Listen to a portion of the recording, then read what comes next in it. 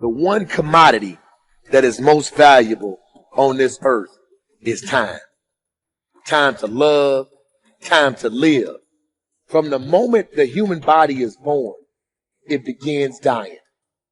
I can live with no responsibility whatsoever. The price I pay is that nothing matters. Or I can reverse it and everything matters. But I have to take the responsibility that's associated with that. And so if your life isn't everything it could be, you could ask yourself, well, what would happen if you just stopped wasting the opportunities that are in front of you? What is death? Is it the end? Or is it the beginning? And what is life? What is this thing we call life? What makes life so unique and so beautiful? It is beautiful because whatever you have that you may be facing, what you may be dealing with, life is still good. You are living and achieving your dream. Find time to better yourself, read, explore, research, live life, do things you've never thought of doing before. That's what it's all about. It might not be fun, it might not be easy, but it is profitable.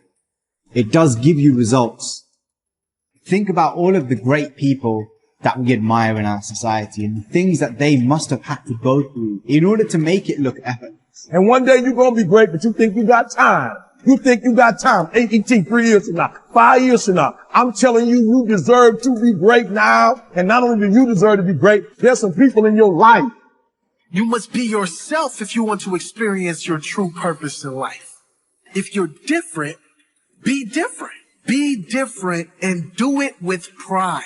If someone doesn't like it, if many people don't like it, who cares? Your life would feel better and richer if you had a goal, you chase that goal, you accomplish some things, you would get this boost of confidence, you'd get this boost of self-esteem, like whatever it is that you're going to do. Learn from what you've just done, move forward. Learn from what you've just done, move forward. Repeat, repeat, repeat, all the way forward until one day you're going to get to the end of that tunnel and you're going to see the light.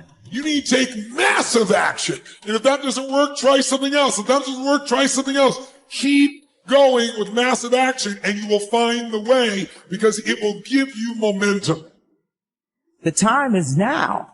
The time is now to express and for people to believe in themselves. The time is now for it to be okay to be great. Listen to me. If you work for it, if you're willing to put in that sweat, that blood, and those tears, baby, I'm telling you, you can have what you want, be what you want, do what you want. Are you hearing me? And start now. Start believing. Start dreaming. And create the life and the person that you really want to see. I think it's good to remember that if we just go along with the crowd, we won't wind up with much more than the wish that we can do it all over again, and as far as we know, you can't. If we want to amount to anything as individuals, we need individual goals, individual thinking, individual actions, and we must never conform to the big group. We must love them, we must help them, we must serve them, because our whole success will depend on our ability to do these things. But never lose our own individuality and our identity by permitting ourselves to become submerged in what has historically proved itself to be little more than a suffocating sea of indirection and purposelessness. If we want to emulate someone, fine, but let's be choosy in whose steps we follow. It's the only life we've got. And remember to think. Imagination is everything, and we can become what we can imagine. If you find yourself getting depressed and down at the mouth, as we all get once in a while, you might want to remember this quotation by Dean Briggs. He said, "Do your work. Not just your work and no more, but a little more for the lavishing's sake. That little more which is worth all the rest. And if you suffer as you must, and if you doubt as you must, do your work. Put your heart into it, and the sky will clear. And then out of your very doubt and suffering will be born the supreme joy of life." Believe it or not, in an age when we've come to nearly deify leisure time, we've almost lost sight of the fact that virtually all our satisfactions, rewards will come not from our leisure, but from our work. And don't forget the strangest secret. We become what we think about. But if you want to begin to move into your own personal greatness, If you want to begin to really enjoy a happy, successful, healthy life, you've got to be willing to go against the tide. You've got to be willing to harness your will and say, in spite of this, I'm in control here. I'm not going to let this get me down. I'm not going to let this destroy me. I'm coming back, and I'll be stronger and better because of it. You have got to make a declaration that this is what you stand for. You're standing up for your dreams. You're standing up for peace of mind. You're standing up for health.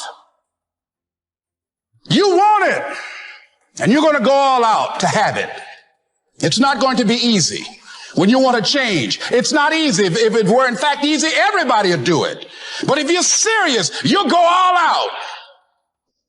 So yes, I'm going to turn this situation around. I'm not going to sit back and moan and cry over what happened and what went wrong and who did what.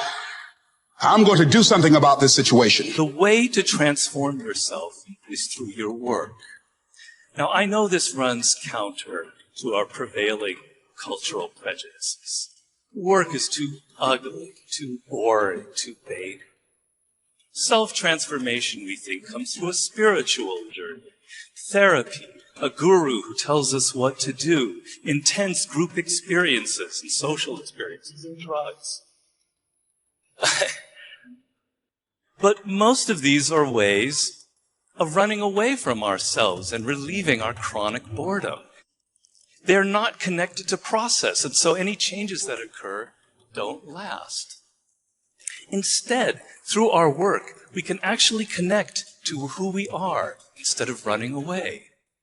And by entering that slow, organic process, we can actually change ourselves from the inside out in a way that's very real and very lasting.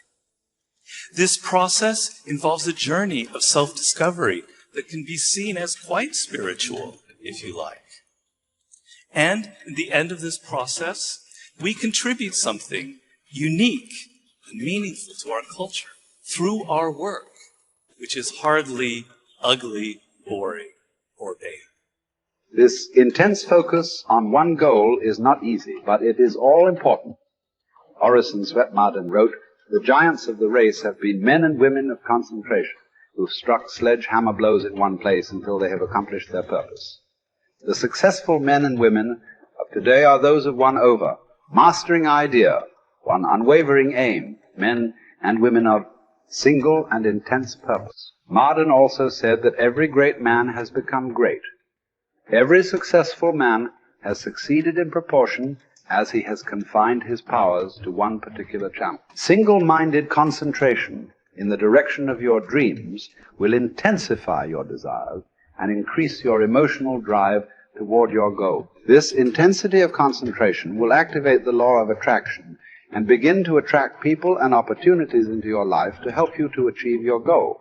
The more you think about your goal, the more it will come to dominate and direct your life. The more you think about it, the more rapidly you will move toward it, and it will move toward you. Great men and women are those who absolutely believe that they are put on this earth to do something wonderful with their lives. They have a vision of something greater or better than their current circumstances. Personal greatness means having a sense of destiny and a conviction that your thoughts and your imagination are the only real limits to your possibilities. William James said, compared to what we ought to be, we are only half awake. We are making use of only a small part of our physical and mental resources. Stating the thing broadly, the human individual thus lives far within his limits.